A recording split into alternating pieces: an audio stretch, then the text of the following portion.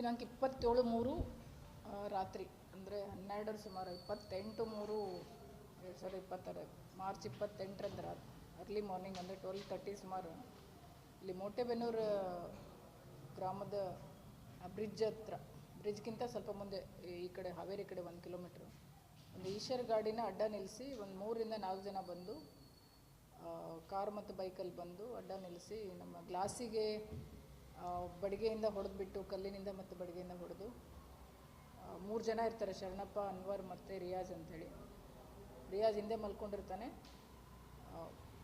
ಈಶ್ವರಲ್ಲಿ Sharanappa drive ಮಾಡ್ತಿರ್ತಾನೆ, Anwar ಪಕ್ಕದಲ್ಲೇ ಕೂತಿರ್ತಾನೆ. ಇವರು ಬೆಂಗಳೂರಿಗೆ ಹೋಗೋರು, ಎಲೆಕ್ಟ್ರಿಕಲ್ ಐಟಮ್ ತರೋಕ್ಕೆ ಬೆಂಗಳೂರಿಗೆ ಹೋಗೋರು ಹುಬ್ಬಳ್ಳಿಯಿಂದ.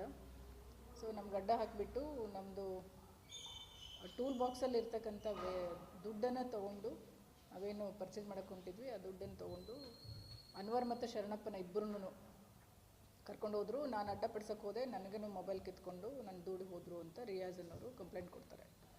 ನಮ್ಮಲ್ಲಿ ಅದು ಅವತ್ತನೇ ಕೇಸ್ ರಿಜಿಸ್ಟರ್ ಆಗಿತ್ತು. ನೆಕ್ಸ್ಟ್ ಡೇ ಆಮೇಲೆ ಅದು ನಾವು ರಾಬರಿ ಕೇಸ್ ಅಂತ ತೊಗೊಂಡಿದ್ವಿ. 3 to 4 ಜನ ಇದ್ದರು, 25ರಿಂದ 30 ವರ್ಷದವರಿದ್ದರು, ಉರ್ದು ಮಾತಾಡ್ತಾಯಿದ್ರು ಅಂತ ಹೇಳಿದ್ದ ಅವನು.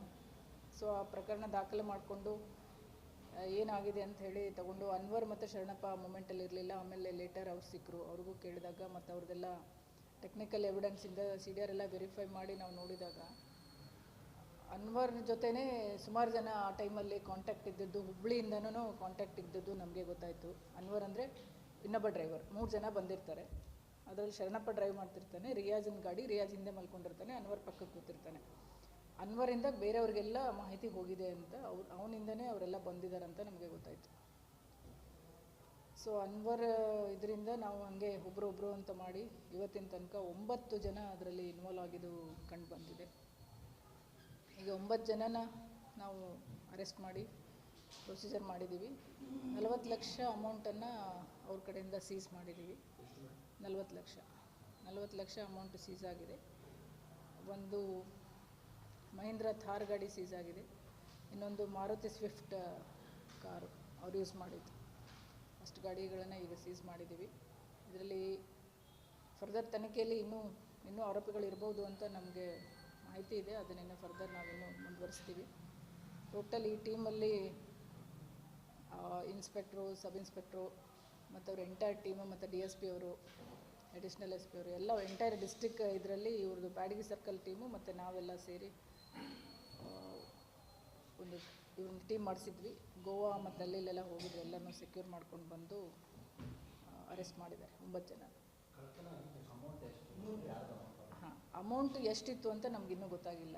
ಅದು ವಿನೋದ್ ಅನ್ನೋರ್ದು, ಅವನಿಗೆ ಗೊತ್ತಿಲ್ಲ, ಅವನು ತೊಗೊಂಡು ಹೋಗ್ತಾಯಿದ್ದ. ಓನರ್ದು ನನಗೆ ವಿನೋದ್ ಅನ್ನೋರು ಕೊಟ್ಟಿದ್ದರು ಹುಬ್ಬಳ್ಳಿಯಿಂದ.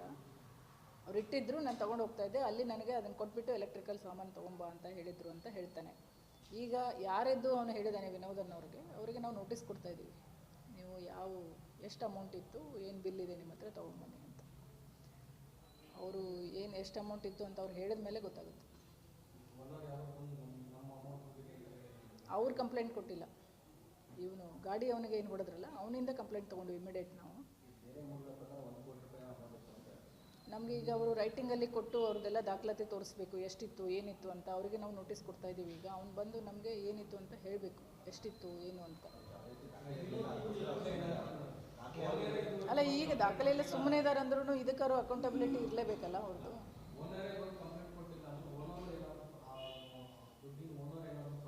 ಫರ್ದರ್ ಆ ಆ್ಯಂಗಲಲ್ಲೂ ನಾವು ತನಿಖೆ ಮಾಡ್ತಾ ಇದ್ದೀವಿ. ಬಟ್ ಈ ಓನರಿಗೆ ನೋಟಿಸ್ ಇಶ್ಯೂ ಮಾಡಿದ್ದೀವಿ ಇವತ್ತು. ಅವರು ನಾಳೆ ಬಂದು ಹಾಜರಾಗಿ ನಿಮ್ದು ಏನಿತ್ತು, ಇಷ್ಟು ಅಮೌಂಟ್ ಹೇಗೆ ಕಳಿಸ್ತಾ ಇದ್ದೀರಿ, ಅದ್ರ ಬಗ್ಗೆ ಎಲ್ಲ ನಮಗೆ ದಾಖಲಾತಿ ಕೊಡಬೇಕು ಅಂತ ಅವ್ರಿಗೆ ನೋಟಿಸ್ ಕೊಡ್ತಾ ಇದ್ದೀವಿ. ವಿನೋದ್ ಹುಬ್ಳಿಯವರು ಆ ಆ್ಯಂಗಲಲ್ಲೂ ತನಿಖೆ ಮಾಡ್ತೀವಿ. ಈಗ ಸದ್ಯಕ್ಕೆ ಅವನು ಡ್ರೈವರ್ ಹೇಳಿದ್ದು